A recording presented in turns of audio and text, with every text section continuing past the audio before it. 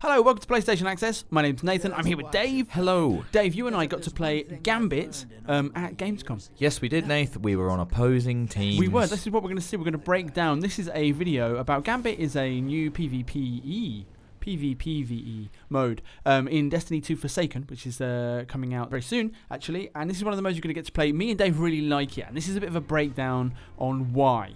And it is kind of in a loose list format, but because we're on opposing teams, like you said, Dave, and because we were probably the most active players on our teams. We were the best.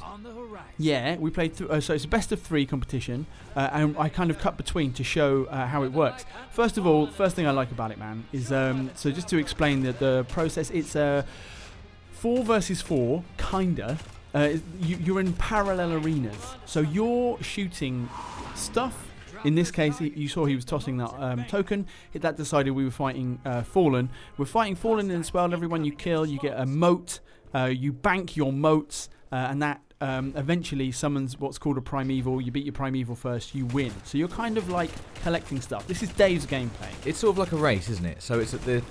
This is my team in my arena. We're killing Fallen, collecting these white triangles, which are the moats, and it's a race to collect the most, summon the primeval and kill it. At the same time, your team is in your arena doing exactly the same thing. Exactly, and so far so simple. Yes, and I need to say, so you've got three moats, soon to be 5. When you bank your moats, this is the first complication. Number 2, first tactical thing. When you bank your moats, you send over what's called a blocker to the other side. So we're actually going to see you. For some reason, you bank 7, which is like, you know what I mean? 5 is the number you need for a small thing to send over. 10 is the next one, and you did 7. Don't know why. Yeah. I mean, it's a bit of a tactical miscalculation. But it's an interesting one. So and that will come in our discussion later. We'll kind of include that. So now we're going to cut to me on my team. I've got 9 moats. You can see at the top there is a little thing just kind of saying how many, what teams have got what, right? So at the moment we're back in time a little bit. Yeah. And in a moment I'm going for 15 basically. So look, you can see on my left hand side I've got 14. Bang! Now I've got 15. I've got the maximum amount. Going to carry them to my bank, but no, Dave's just banked his 7. So there is a small blocker, and what that means is I can't block. You can see that the bank is actually down. I've got to kill this phalanx. Yes, exactly. Before I can get there. So, and if someone on my team was to bank some more moats, again, a minimum of 5, I think, for a small blocker, that would come over again. You can, like, stack them up. Exactly, man. And you can see the grey bars at the top. That's the amount of moats that teams have collected but haven't yet banked. Yes. Sorry, so there are people on our teams who haven't been banking yet. I know. This can be annoying. Yeah, so you do have to work as a team as well, man. So yeah, the disruption is kind of point number 3 that I wanted to get to. This is you now, I believe, trying to fight my devoured ogre.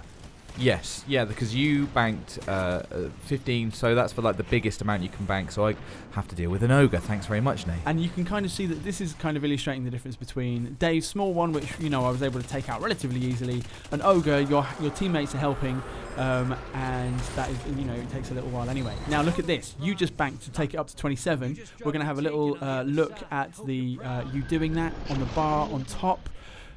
You've gone over a little marker. Yes. That marker, this is the next big thing, man. You've opened a portal, Dave. I love the portal. I know, the portal This is the best bit. Everyone's going to love this. Yeah? Yeah. So what the portal does is that this is the way that you can kind of get to another person's game. So actually before we even get there, it's going to come out important in a minute. This is me just dying with 15. I wanted to chuck that in just to show the risk reward, because at the moment we'd only shown us succeeding. Yes. But obviously you can not do it. So that's that's me losing them, and actually I lose them again here. But how is quite important. So this is me now. I've got 10. Okay, and I've just cleared it. I think I'm doing all right. Your team gets another one over. Just in time. I've Locks the bank down. I've just heard that someone's come through the portal from your team, and I'm thinking I can just get this guy, and instead I've lost it. And who is it? It's a me. Look at that. It's Dave. And this is from your point of view. This is you doing the invasion. So this is the portal opened up, and I get to use it. Only one team member can use the portal, then it shuts again. Yeah. You go through to the other side. Obviously, you've got your super up, which is very nice. Now, these guys, they might have heard an audio cue to say I'm there. That's me.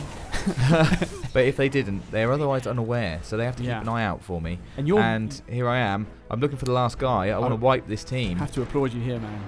Very patient. Yes. I mean, luckily he was low on shield there. So once you get 4, you get sent back automatically because you've wiped the entire team. You've done your job. You're red when you're invading. This is me just doing the same thing. I just wanted to show that I'd also wiped your team. Yeah, sure. Not even a big deal. Yeah. You're red when you show up on the other player's screen, which is a little nod to Dark Souls invading. I think when we went up to see Bungie, they were like, yeah, that's what that is. Yeah, fair enough. They were just Why like, yeah, we really like Dark Souls and it's a great mechanic, so that's why we've got it in. Invading, obviously it's annoying because like you did with me, it disrupts the opponents trying to get their moats, but there's also another reason, an even more compelling reason, which we'll talk about in a minute, and we're going to talk about it in just a second. We'll look up now. I have 75 tokens there, and you can see that the bar at the top has changed. Yeah. Once your team banks 75 moats, you summon the Primeval, as we said earlier on, kill the Primeval, then you win. So it's like you said, it's a race. Now there's an invader there again. I don't think it was you this time. I killed him with my super, and I'm going to carry on fighting. And the reason that during this phase, invasions become so much more important is because when the Primeval is up and you're fighting it, obviously you're hoping that you've got loads of heavy weapons and supers banked. You want to melt the thing because the other team can disrupt you. If every time one of your team gets killed by an invader during this phase, and look what's just happened. I've invaded. You've invaded again. Yeah. The health of the Primeval goes up. Yes. So it's a way of frustrating the other team. Yeah. So when you've got a Primeval and you invade, you can not only kill players to just stop them from attacking the Primeval, but also it restores some of the health that they've drained from it. So not just disruptive, but actually moving us backwards. And this is funny because I am back there somewhere, but I'm just hiding. So this is you being sent back because your time's out. Good hiding. And this is what I was doing. It was very frustrating. Look at the top. Look at the health of the 2 Primevals. Because members of our teams are killing them. So you've just been sent back now. So I've come back out to try and to put some damage on. One of our guys has got a super. I take a look. I see how close it is, and I really wanted to.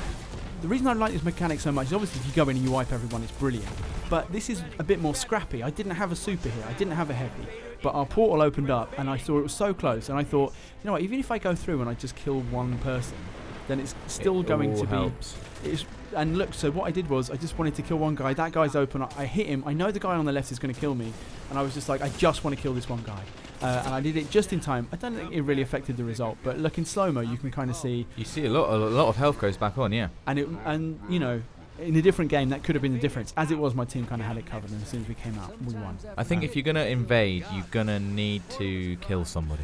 You've got to know that I mean, everybody's gonna want to kill somebody, but you've got to know that you can do that. You should go in with a super. Send the best guy through. Yeah, coordinate, guys. And supers, people with heavy weapons. That's the way to do it. We're just going to stop on this screen. Look, you were guess what, and I was move the needle.